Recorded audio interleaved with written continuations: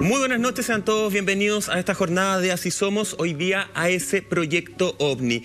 En nuestro país, Chile, sin lugar a dudas, es una zona caliente para el avistamiento de objetos voladores no identificados. Y la base de la Antártica no es la excepción. Hoy día queremos saber qué avistamientos han existido en ese lugar, qué avistamientos han tratado de silenciar a lo largo de la historia. Para eso tenemos, por supuesto, panel completo, Monty, bienvenida. Juan Andrés Salfate, un experto, de hecho hoy día vengo con mi Biblia de los muchas gracias, identificados, alienígenas americanos. Y tenemos un tremendísimo invitado. Él es investigador y también escritor ufológico. Es piloto militar del ejército. Ojo ahí, porque cuánto avistamiento, cuánta información él tiene, sin lugar a dudas. En ejercicio, Juan Andrés Salfate, le damos la bienvenida, Así Somos, a Rodrigo Bravo. Buenas noches, Rodrigo, ¿cómo estás?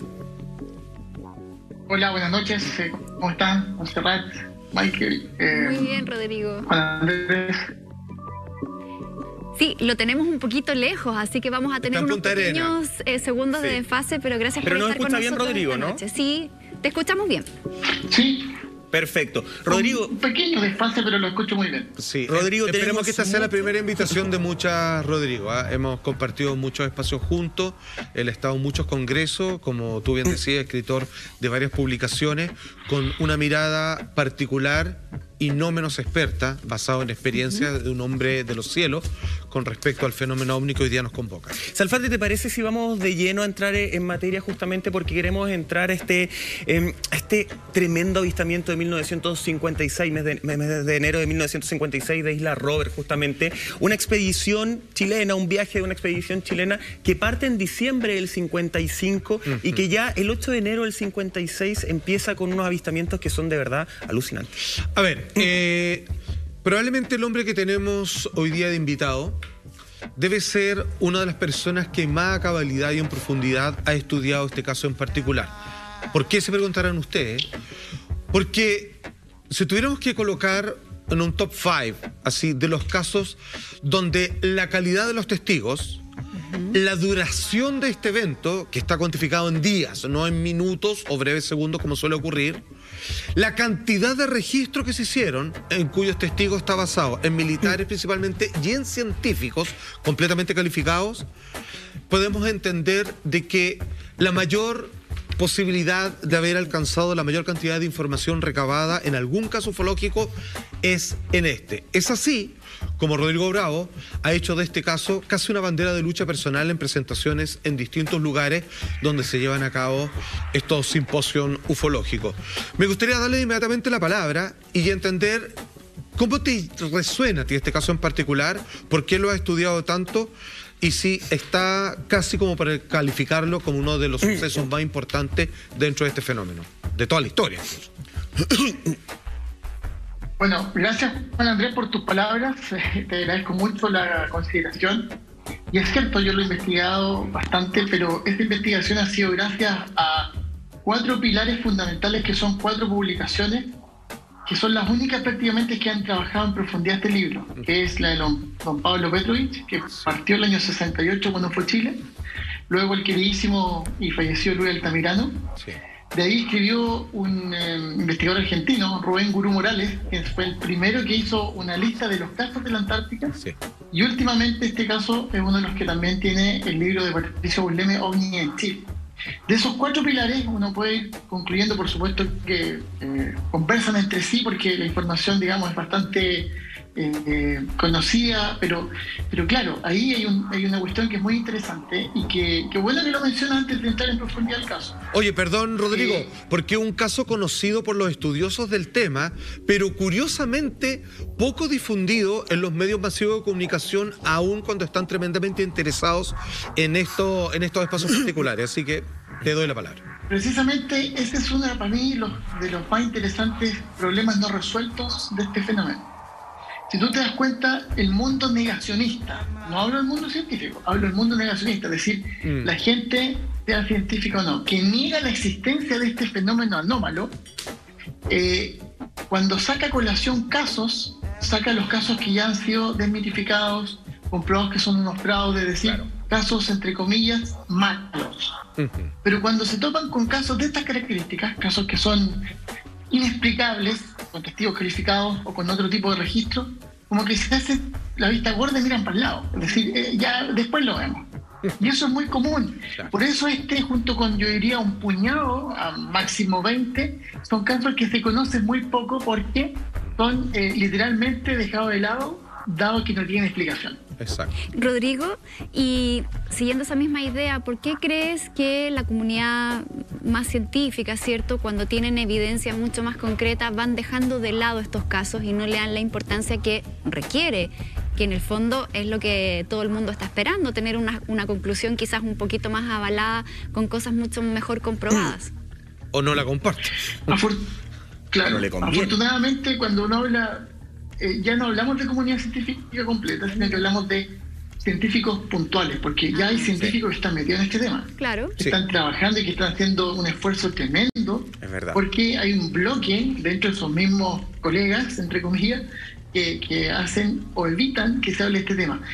Principalmente por el desprestigio que tiene el fenómeno, dado que ha sido muy contaminado desde el inicio de los ovnis del año 47, y lógicamente eso genera una visión un tanto como con cuidado, distante, pero por otra parte, los científicos o la gente de academia que ya está metida en esto, se da cuenta de que dejando completamente de lado esta casuística falsa, acá hay un problema mucho más profundo y un tema mucho más interesante que todavía está en pañales, que no se ha profundizado.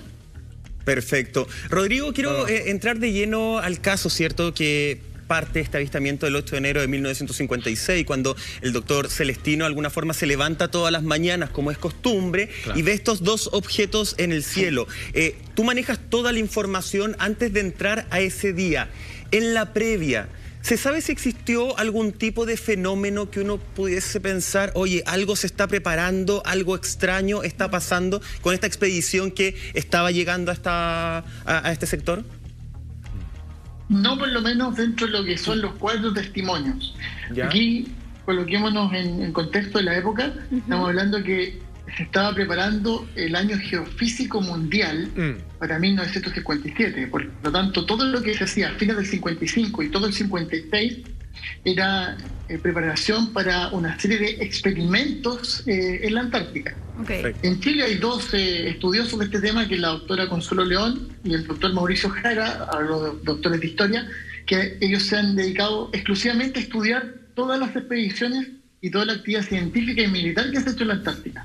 Este era uno de los viajes que preparaba este año geofísico, y ese viaje estaba contemplado que se hiciera inicialmente, creo que es desde el 19 de diciembre del 55 hasta el 20 de enero del 56. Claro, sí. Entonces ellos llegan, el 19 de diciembre llegan a través de la fragata Baquedano y se instalan en la isla Robert, y por lo menos de los 4 no hay ninguna observación como que hubiese algo extraño previa a su llegada. Es decir, ellos llegaron como una expedición normal que se mantenía en ese lugar, o como en varios otros, alrededor de unos 15, 20 días.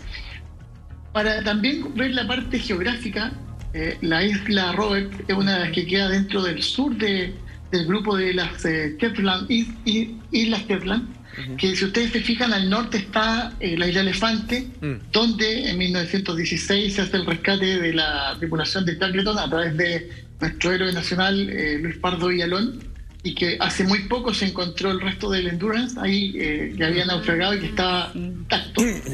Un poco más al sur está la isla Rey Jorge, donde está una base aérea hoy día, que es la base de Eduardo Frei, y más abajo está la isla Robert, y más al sur está la isla Greenwich, donde está la base naval, que es la base naval de Arturo Prat. Es la primera base de las 4 que hay chilenas inaugurada en ese territorio antártico, y precisamente esta base se inaugura en el año 1947, es decir, prácticamente 9 años antes de esta expedición y antes de este incidente. Y vamos a dejar ahí como pendiente el tema de la base naval, porque en el libro de Aulema aparece un antecedente muy interesante que no se había considerado hasta que habló con el único testigo que queda todavía con vida. Rodrigo, si bien no existe ninguna anomalía que este grupo de científicos puedan detectar o anotar en parte de su bitácora, aprovechamos de revisar un poco la perfecta descripción que Rodrigo nos ha hecho con respecto a cómo es el desplazamiento, dónde está ubicado esta isla y en esta base en particular en relación a las otras, a los otros lugares, obviamente, que pertenecen dentro del sector de la Antártica chilena. Tengo entendido, Rodrigo, aquí me corrige o no, de que al momento de que este par de objetos aparecen, y que incluso, si es que bien el día de hoy, en la absoluta contemporaneidad, sería asombrosa la forma que estos objetos voladores tienen, imagínate, 50 años atrás, que es muy similar, que algunos, creo que tú mismo incluso, lo han comparado con los modelos de la famosa película de Villeneuve, que es La Llegada, de Arrival. Ven dos objetos grandes alargados que parece que viene en algún momento acompañado con algunas fallas electromagnéticas en los lugares. Estamos viendo ahí una simulación, una gráfica, una recreación de cómo habrían visto estos dos objetos. Recuerden que este avistamiento duró varios días y es lo que vamos a desarrollar a lo largo de este programa. Querido amigo, las fallas electromagnéticas, las mediciones que ya hablaremos en detalle en los minutos que quedan, ¿podrías tú decir que si son objetos tecnológicos, vale decir construidos, no elementos naturales, ¿cierto?, que estos objetos intentaron tener algún tipo de comunicación, juego o alguna instancia de curiosidad con los testigos en aquel momento? ¿Una interacción? Ya, vamos por partes. Primero que todo, vamos de atrás para adelante. Okay. Hubo interacción. Efectivamente hubo interacción porque luego de la primera observación, que como bien tú señalabas, fue a partir de entre las 4 y las 6 de la mañana, cuando ya los 4 testigos observaron estos dos objetos colocados de manera vertical, lo primero que comprobaron fue que el fenómeno era real. Es decir, estamos hablando de que los objetos estaban ahí y no era una alucinación de uno o de dos, sino que los 4 estaban viendo lo mismo. Hay un relato que muy bien cuenta en el libro de Rubén Gurú Morales, que a las 10 de la mañana esto comienza a hacer como unos giros y se desplaza a una velocidad que no pudieron calcular en ese momento, pero que pierde su color original, que era un color metálico liso, pasando por toda la gama de colores. Entonces ahí ya se dan cuenta que esto era anormal, pero cuando vuelve a tomar su posición y lo vuelven a observar con binoculares, se dan cuenta que esto tiene una superficie metálica lisa que brilla el sol. Por eso estamos hablando de algo artificial y que de una u otra forma tiene manufactura, que eso es lo más interesante de todo. Exacto, está fabricado, tiene una inteligencia detrás. Claro. Hay detrás de la inteligencia, hay una fabricación, una manufactura. Ahora, ¿quién hizo esa construcción? Es lo que hoy día tenemos duda. Es decir, no sabemos quién hizo este aparato, porque hoy día podemos decir, bueno, es tecnología china, en gran medida se evalúan los fenómenos captados en los últimos años. No, es tecnología china, rusa, norteamericana.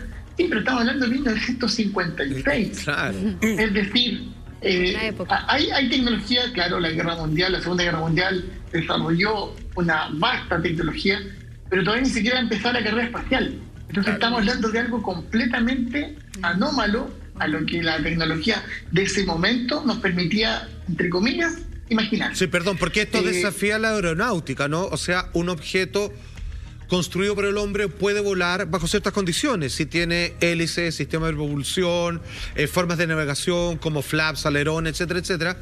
Pero esto hoy día ni siquiera uno podría proyectarlo. No es pensable que un objeto liso pueda volar a voluntad y en velocidades no calculables siquiera, ¿no? No, y mantenerse sustentado sin ningún tipo de propulsión ni nada por el estilo. Y digamos, aquí alguien puede decir, oye, pero tranquilo, pueden ser 2 globos. Sí, pero ustedes saben los vientos que hay en la Antártica. O sea, en Punta Arenas a veces se caen los techos con vientos 100 kilómetros por hora, imagínense en la Antártica. Entonces, claro, 2 globos para que estén ahí estacionarios durante 36 horas es muy poco probable. O sea, una alternativa que mejor descartemos de inmediato. Okay. Rodrigo, bueno, acá estamos ante un caso de un grupo de investigadores que va por una misión y al final se encuentran con un panorama completamente diferente. Sí. Dentro de este equipo, ¿había alguno que quizás haya tenido alguna experiencia paranormal previa o cómo se toman este fenómeno en ese momento, que entiendo fueron de a poco, ¿cierto?, despertando muy temprano en la mañana parte del equipo y empezaron a sorprenderse con lo que estaban mirando en el cielo. Bueno, claro, la expedición llega los últimos días de diciembre. La radio con la cual se comunicaban con Punta Arenas y con la otra, específicamente con la base que estaba al lado, que era la base Arturo Prat, se descompone los primeros días de enero. Eso yo diría que es algo bastante común en varias misiones antárticas, por un tema de temperatura más que nada. Entonces ellos quedan a partir de la primera semana de enero incomunicados. Pero como la fragata Baqueano tenía que ir a buscarlo sí o sí el 20 de enero, en ese sentido como que estaban tranquilos porque teniendo un buen refugio, buena alimentación, no tenían problema. Claro. La madrugada del 8, que es cuando parte este avistamiento, y los 4 logran comprender que se trata de algo anómalo, artificial, y podríamos tratar incluso hasta de calificarlo de no humano, pero los debates entre ellos eran muy interesantes porque se comprendían que la isla era muy corta, muy chica, estamos hablando de una isla de 13 kilómetros, y así todos hicieron distintos recorridos y nos encontraron con... O sea, esto lo seguía observando, lo seguía viendo. Claro. Entonces, el asombro y el temor fue lo que en esos momentos a ellos nos invadió, y claramente, previo a esto, no habían tenido ningún tipo de experiencia de esas características. Posterior a eso, el doctor Jorge Model sí siguió investigando, pero ahí es donde está el punto más interesante. Siguió investigando de forma completamente anónima. Y de hecho, el año 78 salió en Canal 13, pero de espalda. Tal cual como un delincuente confesando un delito, salió sin mostrar la cara para que sus compañeros científicos no se burlaran de él, porque él estaba relatando esa experiencia. Rodrigo, claro, pasa eso sobre todo. A la época, sobre todo. Muchas personas no querían contar de buenas a primeras sus impresiones para no quedar como de locos, entre comillas. Rodrigo, yo tengo acá en mi poder el libro Alienígenas Americanos, escrito por 2 chiquillos muy jóvenes, Ortega y Salfán, que todavía lo puede conseguir en todas las librerías. Promete, yo creo que lo escribiría bien. Me da la sensación. Mira, ya hay una parte del libro que me llama poderosamente la atención que tiene que ver con la medición, con los trabajos que se hicieron mientras estaba este fenómeno que duró, ¿cierto?, un poquito menos de 2 días, 30 y tantas horas, o sea, un fenómeno muy, muy extenso. Y dice, cuando los objetos se hubieron retomado en posición primitiva, siguiendo un poco el texto que tú nos estabas dando, alguien descubrió que el detector de centelleo revelaba que la radioactividad del ambiente había aumentado 40 veces. Wow. Es decir, podía producir la muerte a un organismo sometido a ella por un periodo prolongado. Quiero preguntarte de esto que yo lo leí de inmediato, te impacta. O sea, había aumentado 40 veces. ¿Qué información tienes tú dentro de tu investigación de esta medición de la radioactividad y otro tipo de mediciones que se hicieron en el lugar de estos fenómenos anómalos que empezaron a ocurrir? Bueno, principalmente lo que ellos fueron a medir, entre otras cosas, para incorporar como materia de trabajo de estudio, es radiación, composición de las rocas, hielos, mareas, fenómenos meteorológicos. Y en ese sentido, lo que aquí señala ese libro que tú tienes en tus manos, que es muy bueno, un trabajo bastante bueno, dice que efectivamente el doctor Moder verificó los famosos... los Curie, los CI, que es como se mide la radioactividad, o en ese entonces se denominaban así. Y la medición normal en la isla estaba entre 0,1 y 0,5 milímetros Curie. Resulta que cuando midió, en el momento que se encontraban estos 2 objetos sobre o muy próximos a ellos, esto marcó 20 milímetros Curie. Es decir, como bien señala ahí, 40 veces de lo normal. Ahora, determinaron que era una radiación tipo beta que no era mortal, pero claro, en un exceso prolongado de exposición se hace peligrosa. Y el punto máximo, que es cuando midió ya estos aparatos, marcaron 26 milímetros Curie. Es decir, de una u otra manera, ambos objetos, ya estamos hablando de fenómenos, objetos sólidos, tenían una radioactividad muy superior a la normal de cualquier parte.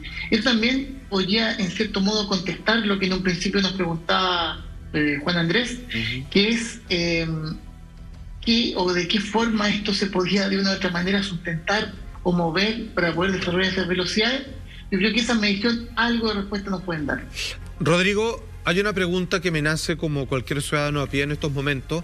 Si este fenómeno duró 38 horas, si estaban haciendo mediciones que generaban un estado de alerta o peligro producto de la radiación, si era algo, fenómeno completamente real, sólido, era un objeto tecnológico en un cielo que obviamente no correspondía a donde debiese estar, mi pregunta es, ¿cuándo o qué tiene que pasar para poder llamar ayuda de la Fuerza Aérea o que fueran a investigarlo con algunos aviones de caza, ¿cierto?, de combate? ¿Te parece si esa respuesta, Rodrigo, de se pidió ayuda, cuándo se pidió, qué tiene que suceder, la responde después de la siguiente pausa? Esto es Proyecto OVNI en Así Somos.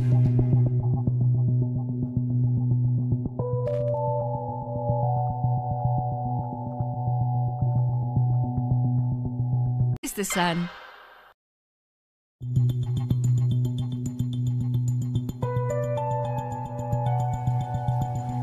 Ya estamos de regreso a ese Proyecto OVNI junto a Rodrigo Bravo, investigador, escritor ufológico y además piloto militar del Ejército, piloto además en actividades ahora. Antes del corte, Juan Andrés Alfate, tú le dejaste planteada una pregunta que tenía que ver justamente con esta petición de ayuda. ¿Qué hay que esperar? ¿Qué se tiene que lograr para pedir una ayuda? Y una ayuda que no los joda a los que están viviendo el proceso en ese momento. Los cielos de la Antártica están siendo invadidos por objetos voladores no identificados, hay tecnología, hay peligros de radiación, según las mediciones que se hicieron. Después vamos a entrar sobre cuántas más tipos de registros se hizo y qué pasó con todo ese material. ¿En qué momento o bajo qué circunstancia alguien está en consideración de pedir ayuda de la Fuerza Aérea? O sea, entiendo que están en la Antártica, que no creo que sea cosa levantar un teléfono y que en 10 minutos haya un avión ahí. Están cortadas las comunicaciones. ¿Por qué no siquiera se considera eso? ¿Por qué no se hace o cuán difícil es? Es muy fácil, hoy día hay una cantidad de denuncias, cualquier observación extraña, uno pesca un teléfono, llama a la Dirección General de Aeronáutica, tratando de tomar contacto con gente del Total Control o del Centro de Control o del radar. El punto está en que, coincidentemente, durante esta observación, los 4 integrantes de este grupo de científicos,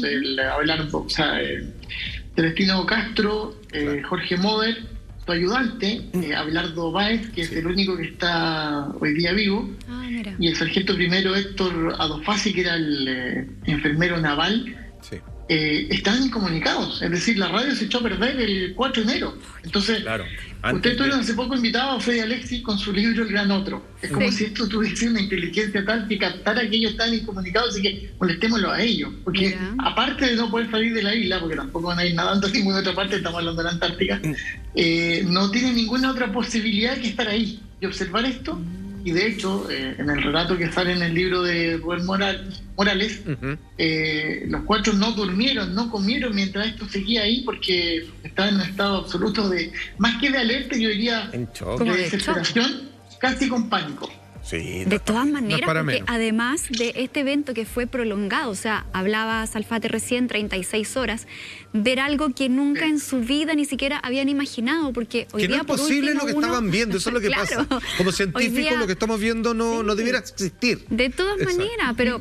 O sea, si pasara algo así hoy día quizás sería un poco más aceptado, más normal, dada la cantidad de registros que existen, pero en ese momento, además que fue un evento muy largo, se mostraron estos objetos que veíamos recién, una proyección de cómo habría sido ese avistamiento en el año 56, pero también se dice que estos registros, los objetos tenían muchos colores, o sea, cambiaron de colores dentro de todo el espectro visible, se movieron en ángulos muy erráticos, de forma zigzag, que frenaron en seco, que después aceleraron muy rápido y que incluso mandaron señales. ¿Todo eso quedó también dentro de los registros que tú has podido observar? ¿Cómo se describe esa situación? Bueno, todo esto fue informado. ¿Ya? Todo esto, cuando esto ocurrió entre el 8 y el 9, y el 9 empezó a entrar una nubosidad tipo Cirrus, que es la que se llama la visera al frente. Es como cuando viene un sistema frontal, los Cirrus, que son esas nubes altas, muy delgadas, el que sabe meteorología dice, pucha, va a llover, o viene un frente. Bueno, empezó a acercarse una capa nubosa, y a través de esta capa nubosa, en este caso el doctor Moder, a través de un teodolito, midió más o menos cuánto era el diámetro y a qué altura estaban estos objetos. ¿Ya? ¿Cuánto era? Inicialmente estaban a 8.000 metros, y el diámetro él los pudo calcular de 150 metros de largo por 25 de ancho cada uno. O sea, 1,5 cuadras, son enormes. Una cancha de fútbol de un estadio mide 90 metros. Entonces, más o menos hagámonos la dimensión de lo que estamos hablando. ¿Ya? Ahí uno dice, bueno, esta manufactura, ¿qué es lo que es? No sé si será humana. ¿Quién tendrá en esos momentos la capacidad para poder hacer algo así? Bueno, tal cual como dice Montserrat, los desplazamientos de esto, de hecho, a través de este mismo instrumento lograron medir la velocidad que alcanzó los 40.000 kilómetros por hora.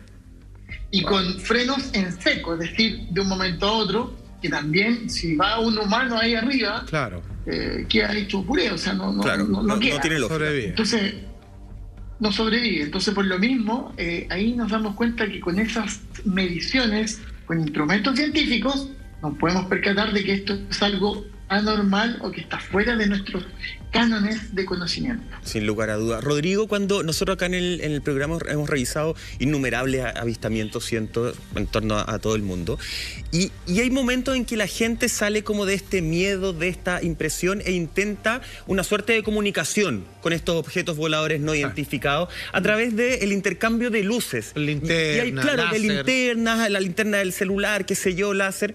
Y hay gente que siente que si hay un intercambio, una comunicación. En el primer bloque tú dijiste que había existido, ¿cierto?, dentro de estas 36 o 38 horas de avistamiento, un intento de comunicación. ¿Podemos profundizar en eso? ¿Cómo intentaron comunicarse desde la base con este objeto que los dejó en principio choqueados? ¿Y si existió ese intercambio, algo que uno pueda entender?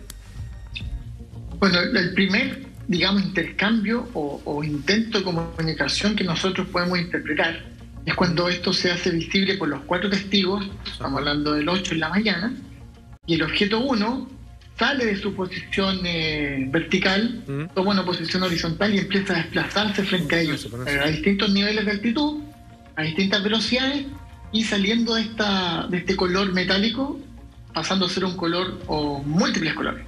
Es el primero, pero es como, quizás si lo interpretamos en cuanto a lenguaje o comunicación, es como una forma de decir, hola, estamos aquí. Claro. Pero el segundo es cuando ya, luego de haber medido su volumen, más o menos la distancia en la que estaban, el mismo doctor Moder, a través de un lente que es de polarización con el cual se mide la composición de la roca, hace un efecto espejo y hace un reflejo de luz con el sol al objeto 1, que de inmediato le responde. De inmediato le responde y de inmediato sale, le responde con unos flashes de luz y sale de su posición y empieza a acercarse. Y ahí el otro profesor Castro dice, cuidado, porque él estaba más preocupado de la radiación, que era muy alta. Esta cosa se acercaba, podía incrementarse, y él, en cierto modo, dentro yo me imagino, de la situación compleja de nervios del instante, dijo, aquí nos vamos a morir fritos, porque si esto se acerca, la radiación que tiene es muy alta. Entonces, yo lo veo, un lado, un temor a lo desconocido, y por otra parte, ya con las mediciones estas, quedaron muy claros de que eso cerca era peligroso. Entonces ahí dejó de hacer de estas señales y esto volvió a retomar su posición original y se mantuvieron ambos en forma vertical, tal cual como estaban. El dato interesante, en la última publicación que salió de este caso, es que en la entrevista a Báez, que era el ayudante técnico de los profesores, él señala de que esto estaba muy próximo, es decir, estaba más bien al sur de la isla Roberts y más bien próximo a la isla Greenwich, donde estaba la base naval Arturo Prat. Por ende, para Báez, que hoy día es un conocido odontólogo de la quinta región, esto estaba más que observándolos a ellos, pendientes de lo que pasaba en la base naval, pero sin que la base naval se diera cuenta de que estaban siendo observados por estos objetos. Es una cosa bien simpática. Oye, o sea, no deja de impresionar, porque este dato que tú nos entregas es quizás en cuántas situaciones estos objetos podrían estar interesados en alguna instalación en particular y nadie los ve, o que nos los ven, digamos, son personas con las que realmente no están necesariamente interactuando. O sea, pero tenía como un multilenguaje esto, o sea, me refiero a que era multitask. De cierta manera, estaba consciente de la presencia de este grupo de científicos a quienes pareciera aisló en comunicaciones para que no le avisara a la base, por ejemplo, y sí estaba haciendo algún tipo de escaneo, vamos a decirlo así para que se entienda nomás, con la base misma. Entonces, mira, esto es lo que quiero entender, porque con lo que estamos contando es probablemente el caso más extraordinario en cuanto a la calidad de los testigos registros. Hay mediciones de radiación, de velocidad, de distancia, porque es típico que existen mediciones de cuánto mide el ovni, a qué velocidad iba, posterior, en los días después. Ya, ¿dónde lo vio? Ya, y usted estaba y lo miró para acá, a ver, muéstrame la foto. Acá lo estaban haciendo en vivo e indirecto todo, entonces tenemos unas mediciones fidedignas. Hubo fotografías, tengo entendido, incluso. Creo que hay videos, que eso ya, digamos, es ya el máximo ejercicio de veracidad. ¿Qué pasó con todo eso? No, ahí lamentablemente es terrible esto, ¿eh? Pero entramos a un punto que ellos son rescatados 2 días después y se van en el mismo buque, en la fragata Baquedano, y ellos se habían hecho una promesa de no contar esto para justamente no caer en el ridículo. Ya. Pero fue tal su ansiedad y desesperación, porque, o sea, imagínate tú estar 2 días frente a algo que es absolutamente desconocido, interactuar con ellos, que te respondan, etcétera, etcétera, etcétera. Entonces lo contaron. Y el comandante de la fragata Baquedano, ellos se sorprendieron porque a él no le sorprendió y dijo, no, amigo, vienen relatando esto hace bastante tiempo. Es decir, como que era más común de lo que nosotros pensábamos. Bueno. El punto es que les dijo, déjenme todo el material, hagan acá en la bitácora, va a quedar registrado, déjenme el material, y va a ser enviado al ATIC, que es el Air Technical Intelligence Center de Estados Unidos. Ahí les van a hacer un análisis, yo creo que esto va a dar respuesta luego, y en este formulario, y ni un problema. Y nunca más aparecieron las fotos, nunca más aparecieron ni las fotos, ni los informes, ni nada. Hasta el día de hoy. Uno dice, oye, pero claro, ahora, bajo mi perspectiva, yo teniendo una visión un poco no tan crítica, yo creo que esto no llegó a Estados Unidos. Porque Estados Unidos desclasificó los 12.000 casos que se recopilaron en el famoso Blue Book, que partió el año 52 y terminó en el 62. Y esto no aparece. Hay 12.000 tantos casos que no fueron. Y hay 24 desclasificaciones de informes UFO donde no sale ninguna parte. Entonces eso no salió de Chile. Así de simple. Porque los gringos son gringos, pero cuando ellos desclasifican cosas con tal de que nosotros tengamos una caluga, un dulce para poder distraernos de otros temas. Entonces ellos desclasifican cuando necesitan. Pero, ¿dónde están todos estos datos entonces, Rodrigo? ¿Dónde crees tú que están? O sea, ¿a quién se los pasaron? O sea, ¿qué protocolo se inició cuando recogen material que ha captado en una base o en las cercanías de una base militar antártica chilena 2 objetos que hicieron lo que quisieron con la presencia de 4 testigos? No lo sé porque piensa tú que la Comisión Bravo, que es el primer comité ufológico oficial chileno, parte del año 68. Es decir, estamos hablando 11 años después. No sé dónde se puede haber ido y de hecho la bitácora de la Baquedano está perdida. Sobre todo de esa expedición antártica del 56, por lo tanto aquí, si es que hubo alguna mano negra de tratar de ocultar esto, fue con la intención absoluta de borrarlo de todo registro. Porque vuelvo a insistir, hubiese salido ya en Estados Unidos, hubiese salido en los informes de la CIA, hubiese salido en el Blue Book, hubiese salido en las desclasificaciones, y no está en ninguna parte. Por ende, la única explicación es que eso no salió de Chile, y aquí alguien, por alguna razón que desconocemos, lo hizo desaparecer. Wow. Estamos hablando del año 56. Sí, claro. Bueno, tiene algo de lógica. Ahora, interesante lo que decía el comandante de la fragata Baquedano, ¿cierto? Era como, no me sorprende mucho lo que me cuentan porque he escuchado cosas similares, o sea, por ahí también un buen testimonio. Me gustaría leer justamente un párrafo del libro Alienígenas Americanos que habla de esta impresión justamente del teniente que tú ya me comentabas, Monty. Claro. De hecho dice, aunque en un principio los científicos y el marino optaron por no relatar su aventura por temor al ridículo, lo que nos está explicando Rodrigo, finalmente optaron por detallarla al comandante de la misión, el comodoro Alfredo Martín Díaz, quien no se sorprendió para nada. El oficial conocía muchas observaciones de objetos voladores no identificados registradas en casi todas las expediciones, ojo ahí, en casi todas las expediciones a la Antártida, aunque ninguna tan prolongada ni precisa como las de la isla Robert. Ahí te quiero preguntar, Juan Andrés Salfate, de partida, con eso sacamos el antecedente de que son fenómenos que sí ocurrían de manera constante, pero fenómenos que no eran conversados. Muchas personas tenían miedo a expresarlo, ¿cierto? Y los que lo expresaban quedaba en absolutamente nada. Exacto. Después, más allá del análisis y lo que pasa con Estados Unidos, es que llegaron o no estos informes, ¿hay algún tipo de avistamiento similar en el futuro a lo que sucedió en 1956 en Isla Robert? ¿O sigue siendo el gran avistamiento? Yo creo que es el gran avistamiento y ya hay otro que lo secunda. Y yo creo que si el tiempo nos acompaña, podríamos, ya que tenemos la presencia de Rodrigo Bravo, hablar de ese otro. Pero no en esta misma isla. No en esta misma isla, pero digamos que en el mismo continente, en el mismo sector, donde las bases militares están comprometidas. Y ese otro avistamiento, obviamente, lo vieron 3 países, 3 bases. La base chilena, una de Gran Bretaña y también la argentina. Ya tenemos de regreso a Rodrigo Bravo, que nos estaba comentando la tristeza, la frustración de que todo este material... O sea, imagínense la calidad de los... Se lo robaron más que se perdió. Se lo robaron. Ahora, solo para rematar, Rodrigo, ¿tú crees que esto existe en alguna parte aún guardado o se decidió destruir ese material y por lo tanto nunca vamos a tener posibilidad de tener acceso a aquello? Yo sé que lo han pedido de manera oficial a través de la ley de transparencia y no se encuentra en estos registros. Y yo también lo he buscado estando acá en Punta Arenas y tampoco, no hay caso de encontrar la bitácora del 12, entre el 10 y el 15 de enero del año 1956 de la fragata Baqueano. ¿Eso es raro que no esté esa bitácora o es algo común? No, es raro porque, sobre todo para las campañas antárticas, queda todo registrado. ¿Y hay una respuesta oficial? Rodrigo, ¿te dan alguna respuesta oficial de por qué no existe, por qué se extravió esa bitácora de esos días que además son clave? Esto nunca pasó esto. Es algo... ¿Qué casualidad. Quedó ahí nomás. Ya, no está nomás simplemente. Quedó ahí nomás y no nos preocupemos.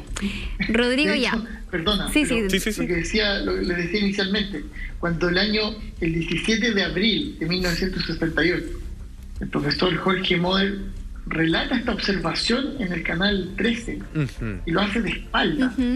Y lo hace de espalda con con una incluso voz cambiada. Él no se da cuenta de que en general no tan solo hay un prejuicio, sino que este tema es una cuestión tabú hasta hace muy poco. O sea, un científico que hablara esto era, yo creo que lo echaban de todas sus pegas, o sea, no lo sacaban, ¿no? Rodrigo, pero perdón, ¿hay un prejuicio o a lo mejor me voy a meter un poco en la pata de los caballos, o hay ciertas peticiones a callar ciertos eventos desde distintos, estamentos de nuestro país o del mundo en sí, más allá del miedo? Y te lo pregunto porque además tú eres un piloto militar del ejército y mucho se comenta, yo no sé si esto es mito o realidad, que efectivamente en muchas instancias se ha dicho mejor, ¿sabe qué? Usted quédese calladito, esto no existió, lo vamos a borrar.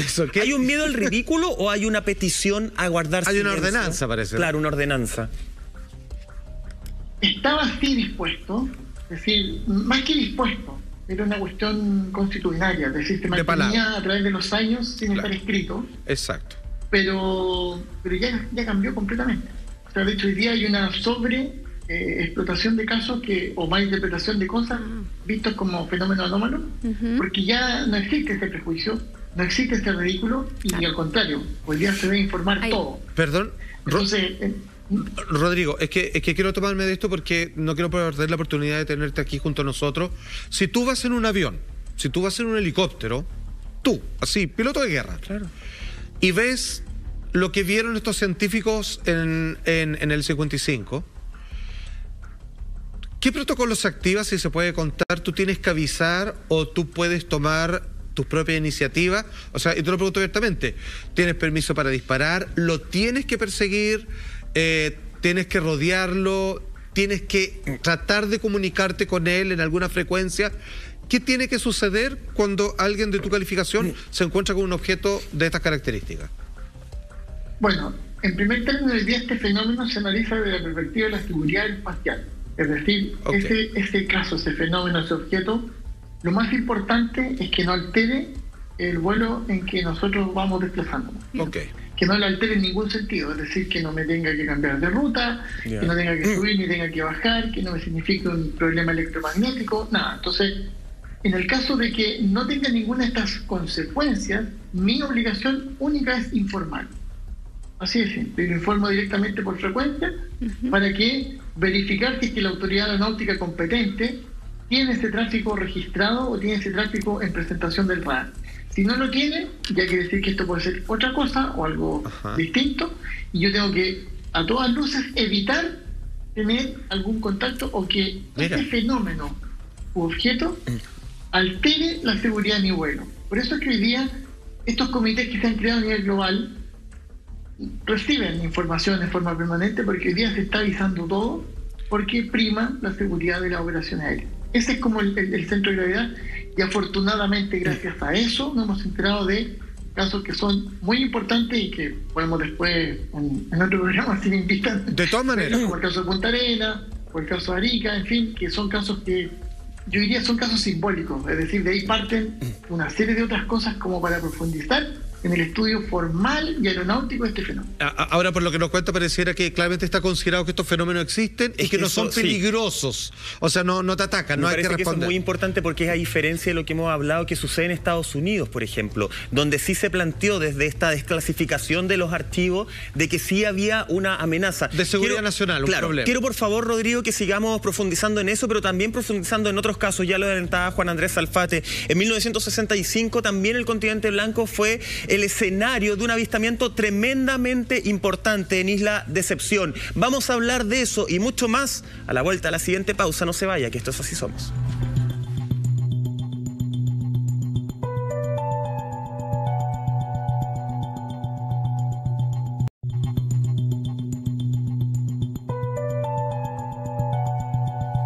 Ya estamos de regreso en esta madrugada de día viernes junto al piloto militar del Ejército, Rodrigo Bravo, analizando todos los fenómenos que se toman justamente del continente blanco. Ya vamos a continuar con eso, pero escúchame bien, porque el próximo 21 de marzo la red tiene el honor de transmitir la ceremonia de premios Caleuche, Gente que se Transforma 2022. Y junto a Chile Actores queremos que tú en tu casa sean parte, por supuesto, de este momento, participando y votando por ese maravilloso premio que es el premio del público. Puedes votar hasta el 21 de marzo, incluso durante la ceremonia de entrega puedes votar y elegir entre actrices y actores nominados. Ingresa ahora o cuando quieras a premioscaleuche.cl y elige a tu favorito. Premios Caleuche, un imperdible por las pantallas de la red.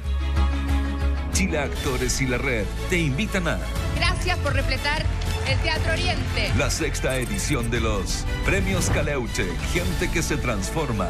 Con solo un clic, participa en el Premio del Público 2022, votando por tu actor o actriz favorita en la página www.premioscaleuche.cl desde el 28 de febrero al 21 de marzo.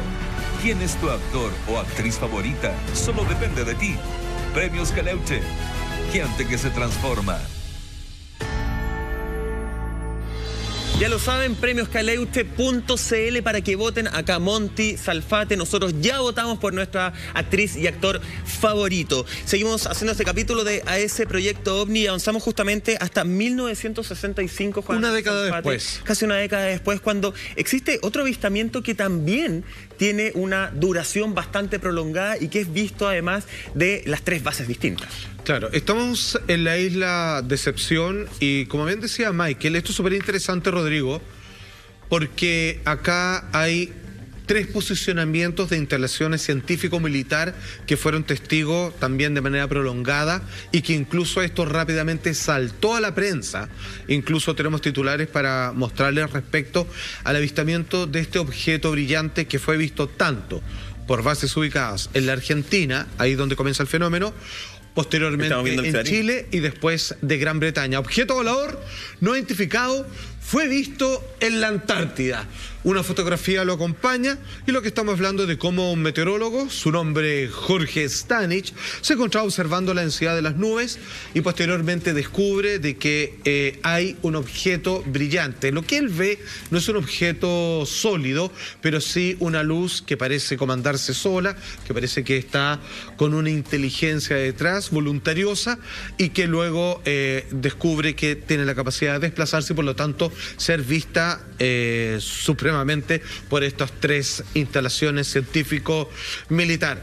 Acá es bastante curioso porque en algo se parece al caso anterior, una década, porque se hicieron algunas comparaciones de medición en donde algunos están completamente de acuerdo y hay otras voces disidentes, pero que llegan a establecer que estas naves podrían medir, esta en particular, entre los 35 y los 50 metros de diámetro.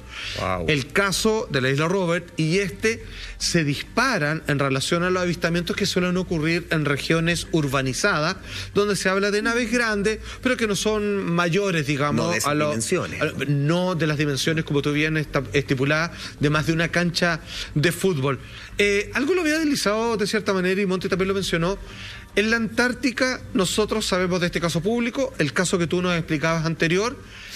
Tal como dicen, se ven de manera muy seguida fenómenos de esta naturaleza, pero dado la poca densidad geográfica y los militares que vienen ahí, que son más reservados, esto no llega a la luz pública, pero es algo como que se ve prácticamente a cada rato. Yo creo que se vieron. Ahí hablamos del tiempo pasado. Ajá. No sé si todo tiempo pasado fue mejor, pero en este aspecto parece que sí, porque en el libro de Rubén Gurú Morales está este caso de la isla de Decepción, pero hay una lista que este caso es uno de los 15 que sucedieron en 1965, de los cuales 7 son de la isla de Decepción. Hay una oleada, entonces. Hay una oleada que parte el 3 de junio del 65 y termina el 20 de noviembre del 65. Con observadores desde un hombre, que es un meteorólogo, hasta una tripulación, una base completa. Es decir, yo les recomiendo el libro de Rubén Gurú Morales porque es el único estudio completo de los registros de OVNI en la Antártica que se ha hecho hasta ahora. Es un texto de consulta así permanente. se llama, OVNI en la Antártica. Precisamente no. OVNI en la Antártica. Lo pueden ubicar a través de redes sociales y se puede. La verdad que es muy interesante porque ahí está el relato no tan solo de las fuentes primarias que es la prensa, sino que además está algunas entrevistas a los propios testigos, que es lo más interesante. Y como bien tú señalas, este caso puntual, que es del 8 de junio del 65, ¿sí? Estamos hablando de un objeto estacionario que tenía un color de luz amarillo claro. La diferencia con los de la isla Robert es que eran metálicos, que no se observaba luminosidad, salvo que se desplazara. Esto tenía luz propia. Y se mantenía con su luz propia en el estado estacionario cuando fue observado. Y nuevamente estamos ante la presencia de un meteorólogo que simplemente haciendo su pega, haciendo un informe del momento, se encuentra con esta luz que tú bien relatabas, amarilla. Ahora con un una buen forma, testigo, porque está al tanto de los fenómenos naturales del cielo. Entonces, o sea, él sabe exactamente cuando algo corresponde o no corresponde. Exacto, sabe diferenciarlo y él lo decía, o sea, una forma definida, sin sonido, que también eso llama bastante la atención, y él mencionaba que las condiciones meteorológicas en ese momento no eran las más adecuadas como para, por ejemplo, visualizar algún cuerpo celeste. Con todos esos antecedentes sobre la mesa, Rodrigo, y considerando también que esto se vio durante 15 ocasiones, o sea, testigos distintos, ¿todos vieron lo mismo? ¿Se pudo haber tratado de un mismo fenómeno? O sea, podría ser el mismo fenómeno, pero con distintas características, porque hay algunos de los aspectos que se detallan. Por ejemplo, en este caso que ustedes señalan puntual, es una luz amarilla clara, pero el otro es luminoso, luz blanco con estela rojiza, redondo blanco, verde botella, centro rojizo, circular, color plata, blanco azulado. Es decir, la variedad de colores es sumamente interesante, y eso también refleja en cierto modo lo que hace rato nosotros venimos debatiendo en el marco ufológico, de las diversas características de estas manifestaciones. Oye, pero Rodrigo, nos permite concluir. ¿Sabes que te quería hacer una pregunta? Porque claramente son muchos los avistamientos, el 8 de junio, 18 de junio, etcétera, etcétera. Dicen que en Chile es donde mejor se vio y por el tiempo más prolongado de todos. Y se habla incluso de condiciones climáticas inmejorables. O sea, está este objeto brillante contrastado con absolutamente cualquier tipo de nube que no había, etcétera, etcétera, con mucho viento, lo que, como tú bien decías, descartamos globos, cualquier otra cosa, porque incluso los testigos no podían salir del interior de las instalaciones por el tremendo temporal, digamos, en calidad de viento. Mira, hay un mapa que te queremos presentar, cómo fue el desplazamiento de este objeto, pero uno de los testimonios hablaba de que esto finalmente a veces se notaba que giraba sobre su propio eje. Te voy a hacer una pregunta así que probablemente no tenga respuesta, pero que gire sobre sí mismo es una condición sine qua non, que estos objetos generalmente se describen así. Lo tiene que hacer, es producto, digamos, de su suspensión en el aire, o es parte del misterio nomás, que digamos no sabemos por qué tienen ese comportamiento, si el que está dentro está mirando para un lado y después para otro, está como en un restaurante giratorio. Es una rareza, digamos, que no hay nada que decir al respecto. Bueno, en ese sentido, primero ahí nosotros, como tú señalas, humanizamos todo. Imaginamos de que si algo está girando, el que va adentro, ¿cómo lo hace para no marearse, para mirar todo al mismo tiempo? Pero por otro lado, tenemos el mismo caso de la isla Robert, que están estáticos, no están en girar. Entonces, voy a lo que le estaba comentando recién a Montserrat, de que las variaciones de este fenómeno, que hacen que sea mucho más interesante, también nos permiten, más que como efecto sine qua non, abrirnos a la posibilidad de que esto tenga múltiples orígenes, no tan solo uno. Claro. Sino que sea una cuestión tremendamente inentendible para el razonamiento humano. Claro. Y ahí es donde está el punto más interesante. Tiene que ver, Rodrigo, nosotros siempre lo comentamos acá, siempre que uno analiza, y claro, tiene la lógica humana, analizamos todos estos fenómenos desde la realidad nuestra, desde nuestro ombligo, desde lo que nosotros conocemos, y probablemente... corta. Claro, y quedamos tremendamente cortos, eso ya está más que confirmado. Probablemente tenemos que llegar a un nivel de poder salir de nuestra propia realidad para poder llegar a entender qué es justamente esto. Estamos hablando de Chile y no quiero dejar pasar algo que estábamos conversando en el bloque anterior, que tiene que ver con la visión, Rodrigo, que tiene justamente nuestro ejército, nuestras fuerzas aéreas con respecto a estos objetos voladores no identificados, fenómenos voladores no identificados, que se les llama ahora, ¿cierto? Con las siglas en inglés. ¿Podemos profundizar un poquito en eso, haciendo como un paréntesis en esta historia? Tú decías, y nosotros entendimos, si bien llegamos a la conclusión de que en nuestro país no son vistos como una amenaza a la seguridad aún. No es una amenaza a la seguridad, pero sí una invasión del espacio aéreo, que son cosas distintas. Claro. ¿Ya podemos hacerlo? El espacio aéreo controlado es lo que, en cierto modo, tiene cada país de manera soberana, tal cual como tenemos nuestro mar territorial o nuestra tierra.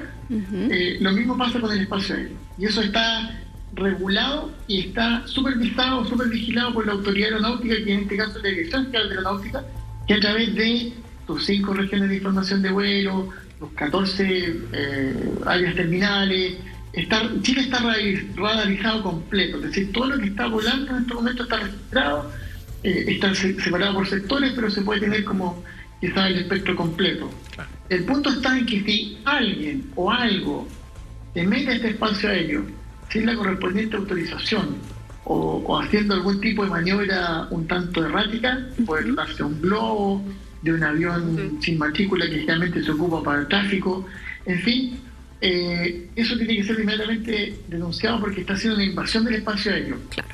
Sin embargo, no es visto como Estados Unidos, que es un tema de seguridad nacional, claro, porque tienen ya lamentablemente la experiencia del 2001. Entonces, obviamente para ellos es mucho más estricto el tema de la regulación aeronáutica, y por eso cualquier cosa, hasta un volantín que no esté registrado y que se marque en los radares, es peligroso.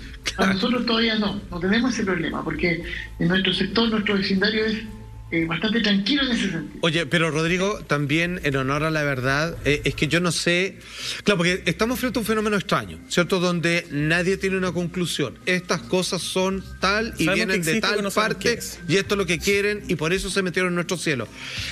Me da la impresión, y te lo pregunto, que igual está la idea de, además, que no nos metamos con ello, o con esta presencia, primero porque, digamos, primero está nuestra seguridad, pero segundo, la vez que se ha intentado, nos ganan por lejos respecto a velocidad, tecnología o el comportamiento, que nosotros no tenemos la facultad de poder perseguirlo, digamos, no sacamos nada. O sea, está esa consideración también, te lo pregunto ya con una curiosidad de cuneta, digamos, pero en realidad es como que se establece que sacamos si cuando se ha intentado salen disparados, desaparecen, así que déjalos nomás. O de repente podemos pensar que la diferencia entre Estados Unidos y Chile no solamente tiene que ver por cosas terrenales, sino que también puede tener relación con un conocimiento mayor que ellos tengan de la situación e información que no han traspasado. Por ejemplo. Que vuelvo a insistir con lo que partimos en esta conversación. Hay casos que son destruidos de manera constante porque son casos malos. Y eso hace que el escepticismo negacionista disfrute haciendo creernos a todos que esto es un mito moderno, más bien folclore, que no existe y que son ideas de gente que está aburrida y que le interesa saber cómo le gusta lo raro de la vida. Claro. Cuando la realidad es completamente diferente porque existen casos como la oleada belga, que está todavía en discusión, que a fines del 89 y 90, o más, incluso más cercano a nosotros. El caso de ufológico de Brasil, de la noche de los ovnis, del 21 de mayo del 86. Lo hablamos, sí, acá. Lo hicimos acá, ¿cierto? Sí. Donde salen 5 aviones de combate a tratar de interceptar 21 objetos que habían sido detectados por el radar y que fue imposible. Y que de hecho el día siguiente de este avistamiento masivo en varias ciudades, tiene que salir hablando el jefe de Estado Mayor de la Fuerza Aérea Brasileña, don Octavio Moreira Lima, a decir, ¿saben qué? Ya, si es verdad, todos vieron, sacamos 5 aviones, no sabemos lo que perseguimos, así que seríamos, estamos igual que ustedes, que fue como para equiparar. Entonces, eso demuestra de que esta cuestión es mucho más compleja de lo que nosotros tratamos de reducir o simplificar, y que también puede obedecer a que tenga distintos orígenes, y eso, insisto, es lo más interesante. Rodrigo, hagamos una pausa ahí, por favor. Hagamos una pausa porque me parece muy interesante a lo que estamos entrando justamente. ¿Qué puede es lo que se oculta? ¿Qué es lo que se quiere invisibilizar? ¿Qué es lo que se sabe realmente? Estamos con el investigador y escritor ufológico Rodrigo Bravo, que responde todas las preguntas después de la siguiente pausa.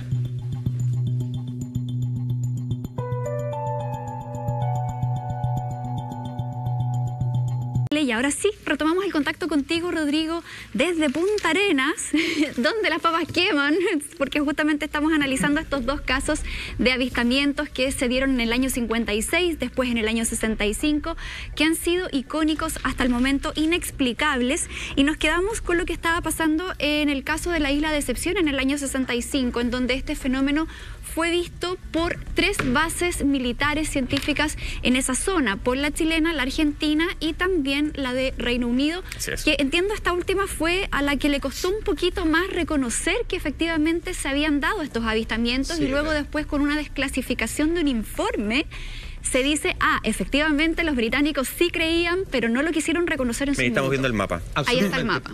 Ahí estamos viendo el recorrido que hizo. Obviamente, si ustedes ven que está cortado en azul, rojo y un color así como turquesa, es porque hacía un trayecto que en su momento finalizaba para posteriormente en otro día, en otra fecha, volver a hacer esos desplazamientos. Pero como pueden ver, que es una misma isla. O sea, tiene 3 recorridos distintos, pero en un mismo sector en donde hay 3 emplazamientos de base, que al parecer, y un poco lo que nos contaba Rodrigo antes, es lo que más le interesa a este objeto.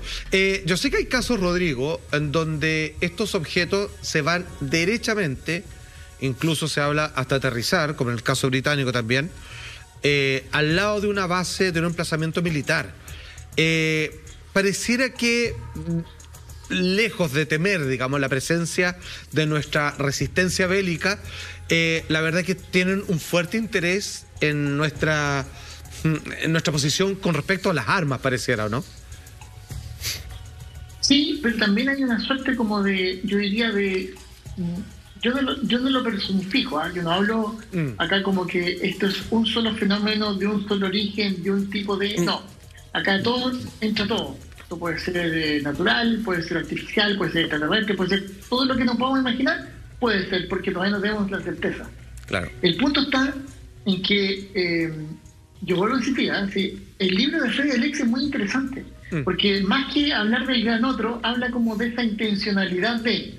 Ustedes se fijan, hoy día las guerras son en vivo, o sea, estamos viendo diariamente lo que ocurre en un conflicto bélico como fue la invasión de Rusia a Ucrania. Y no ha habido mucha observación o casi ninguna. ¿Por qué? Es extraño, porque está todo el mundo consciente, está todo el mundo viendo, y no hay. Entonces, es algo muy raro. Y en ese sentido yo creo que ahí es clave la primera frase que dice el doctor Jorge Moer del caso de la isla Robert, cuando sale y observa esto. La primera frase que dice es: no puede ser, imposible. Entonces, si estamos con ese prejuicio desde un principio, porque es difícil investigar esto. Yo creo que esas barreras se están derribando de a poco y vamos avanzando piano a piano. Rodrigo, y con esa reflexión nos queremos quedar justamente, que vamos avanzando y las barreras se están derribando. Muchas gracias al investigador, escritor ufológico, piloto militar del Ejército, ¿verdad? Gracias, Rodrigo, por esta clase magistral que nos diste y por traspasar tanto conocimiento. Que descanses. Que estés muy bien, Rodrigo. Hasta la próxima, amigo. Gracias por la invitación. Que estén bien. Quedamos con altos pendientes. Ya nos veremos. Queda más que invitado para una próxima, Rodrigo. Y ustedes en su casa quedan más que invitados para que nos reencontremos la próxima semana. Estamos terminando una tremenda semana, así somos. Nos encontramos el próximo lunes a eso de las 12:30 horas en otro capítulo. Que descansen, buen fin de semana. Chao, Monty. Chao, nos vemos. Chao, maestro.